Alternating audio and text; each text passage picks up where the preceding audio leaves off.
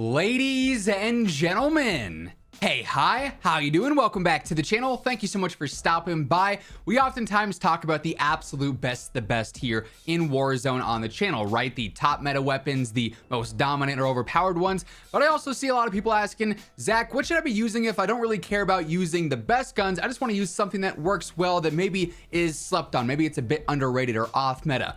And I got you guys covered here today. And we're starting first with a weapon that I honestly think is a ton of fun, especially for like resurgence style gameplay, but you could even use this on Al-Mazrah if you wanted to as well. It's the Icarus. This thing is a pretty low recoil LMG, relatively easy to use, and its TTK, as we've talked about in some previous videos actually, is one of the better options, not only just in the LMG category, but in the game in general. This thing is surprisingly good if you land your shots, which truly I don't think is all that difficult, especially with this setup here, which is optimizing its efficiency for control and its mid to long range gunfights, right? So pretty standard initially here. I go for the AMOP V4. As always, if there's a different optic that you like running, whether it's maybe the recharge, a hollow sight, whatever the case may be, always use the optic you are the most comfortable with. Then I go for high velocity. We got 75 rounds on here as is because it's an LMG, obviously, and the fire rate's not too absurd that that's going to burn through crazy fast, so I don't feel like you need an extended mag by any means.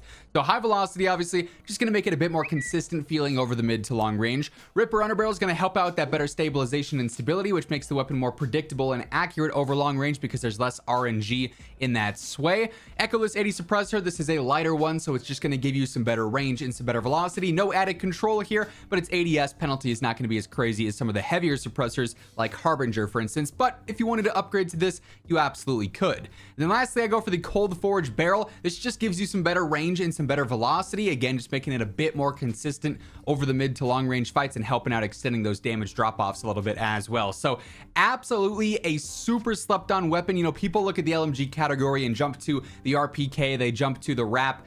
This is one that is right up there with the best of the best, and not that many players are using it. Another super slept on weapon that has some huge upsides is the EBR. Now, there are some drawbacks to this in terms of its ammo count and everything. It definitely is a higher skill weapon, so this one might be a bit more underrated with some valid reasons there. Like, it definitely is not a weapon you can just jump in with and fry with right away unless you're a super high skill player.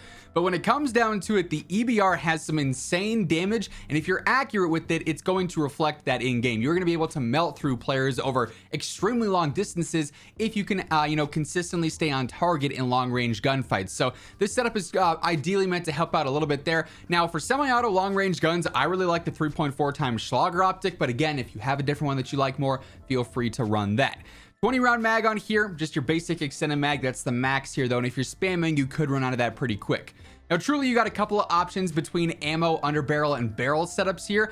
This is a semi-auto gun, so anytime you can use Ripper is going to be really consistent and really nice. That said, also for long-range fights, having high velo so you don't have to lead your shots as much here is extremely, extremely clutch, and that's why I'm rocking this. But if you wanted to swap this out for Ripper, you could do so, or if you wanted to drop the Boremaster barrel for the better control and velo, you could also, switch out that for an underbarrel as well if you wanted to. So you could really pick your poison there with the barrel underbarrel ammo combo to whatever is the best for your play style. Then lastly, again, I got the Polar Fire S for the better range and the better velo. This is definitely one you'll want to spend some time with in maybe the firing range or in lockdown or plunder if it's ever in a playlist to consistently get your aim right with it. But once you do, it's going to feel really rewarding. Now, as we continue on with the off meta setups here today, quick reminder, if you guys are new here, you want to guarantee you're always up to date with everything going on in COD, whether it's news, updates, meta breakdowns, you name it, it's all right here on a daily basis. So feel free to hit that subscribe button, turn on those post notifications, and if you enjoy the video, if you find it helpful at all, if you want to use the screenshots, obviously, to help you get your build,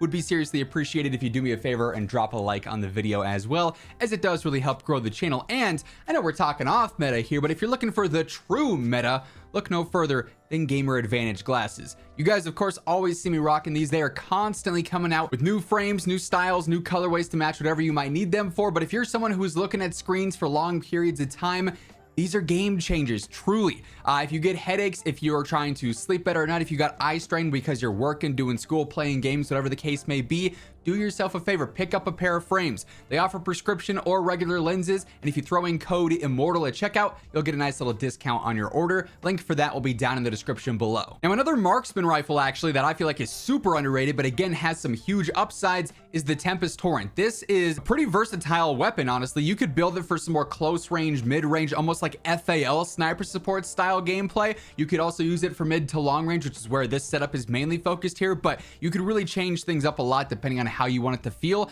and it's pretty consistent with its damage, surprisingly good, and like I said, definitely underrated. So yet again, AMOT V4, no real surprises there. For the extended mag, there's the 30 round mag, there's the 50 round drum. There really isn't a bad answer here, a wrong answer, right? 50 round drum obviously going to be there if you're spamming this a little bit more. Maybe if you want it to be more aggressive for like some close to mid range and you're oftentimes just spraying and praying, you might need that more than long range if you're a bit more, you know, cautious and accurate, just, you know, consistently landing shot after shot. 30 could probably get the job done for a lot of squad fights as well. It's up to you how fast you're going to burn through that ammo though. Obviously, because semi-auto, I am going for that Ripper underbarrel here for that better stabilization. That recentering is pretty clutch here. Polar Fire S suppressor yet again for that better ADS and damage range. Then I go for the outreach barrel. This is just better range and velocity as well. So for long range, this thing's going to be consistent. The sway is not going to be too much, so you can stay on target. Then you just got to simply land your shots and you're going to end up just absolutely frying through enemies surprisingly easily. Like, this is I think a little bit easier of a weapon to use than the EBR. Both have their upsides though for different reasons, but very versatile. Like I said, if you want to go close range, you could drop a barrel, you could drop a suppressor and build this out for, like, you know, an aggressive stock, maybe a laser on there for the faster ADS, and it's still going to absolutely fry. Now, the Kastov 545 has been one that's been talked about a bit more recently, I would say, just because the rifle category in general is pretty well balanced. Like, you could use the majority of the options, sub the M16, and do well with them for the most part, but the Kastov 545 is one that truly anyone can pick up and do well with because it is so straightforward. It's so easy. It is super low recoil, one of the lowest recoil guns in the game, and its realistic TTK because of that is actually one of the best in class. You know, other rifles you might miss more shots with because they have a bit more bounce or they're not super easy, whereas this, you pick it up, you fry. It's not going to have crazy damage, but realistically, because you'll hit more shots with this than other weapons, your TTK will be close to those more high damage weapons, if that makes any sense. So here, yet again, surprise, surprise, AMOT V4. 45 round extended mag. If you wanted to upgrade to 60, you could also do so there. Once again, no wrong answer whatsoever. Now I go for high velocity here. Again, this is a situation though where you can mix and match between ammo, under barrel, and barrel. High velocity for me works well, again, keeping that consistent hit reg feel over the mid to long range, and it's so easy to use in terms of control. I don't feel like you absolutely need an under barrel even for the better stabilization. The pattern is so simple that I'm pretty accurate with it, but if you want to use that, you absolutely could. Again, no wrong answers. I do like the 406mm barrel on here though. It's that 3-in-1 combo. You know it's coming. Better control, better velocity, better range, better pizza. This thing's just super consistent for mid to long range, right? Anytime we can throw that 3-in-1 barrel on there for a long range weapon, it's going to be nice. Then lastly, I do use a heavier suppressor here since we don't have an under barrel. This is going to offer in that range and velocity as well as the control per usual there. It's got that slightly slower ADS speed, but for mid to long range, that's not going to be a huge deal. Super slept on rifle, so easy. Anyone can do well with this thing, would highly recommend. And then lastly, I've got the STB. I'm really surprised more people aren't using this because it is arguably the most versatile gun in the game.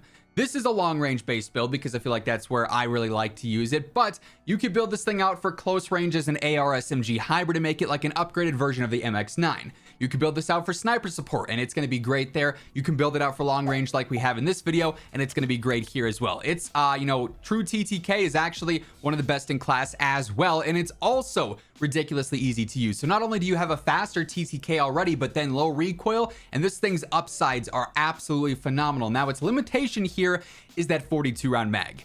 That is the max here, which is not a ton. The fire rate's decent, so you will have to reload a lot, and it can be tricky to fight like trios or quads here in some sticky situations as opposed to having a 45, a 50, a 60 round mag instead, right? So you just got to be mindful of that. I go for the AMOT V4 though, standard yet again, high velocity, but same situation between the underbarrel barrel and ammo. If you want to swap out high velo or the rear guard barrel for, you know, Ripper or for lock grip precision, you absolutely could do so. As far as the 508 barrel goes, this is again just straight up for range and velocity. No real added control, but this thing is just so easy. You don't really need it. Even with the setup here that's lacking a control barrel and an underbarrel, this thing can fry at 50, 60, 70, 80 meters because it's so straightforward. That said, I do use Harbinger on here yet again because this will add in a little bit of that added control on top of the velo and range. So that's helping out a little bit, but truly this is another gun just like the 545 that takes just a little bit of learning the recoil pattern, and then you can dive in and you're going to be able to land shots consistently regardless of where you're fighting. And like I said,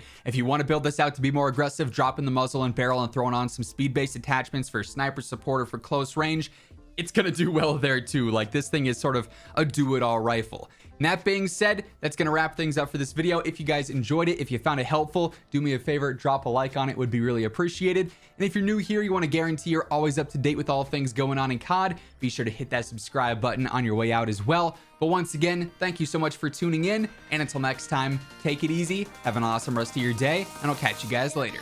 Peace out.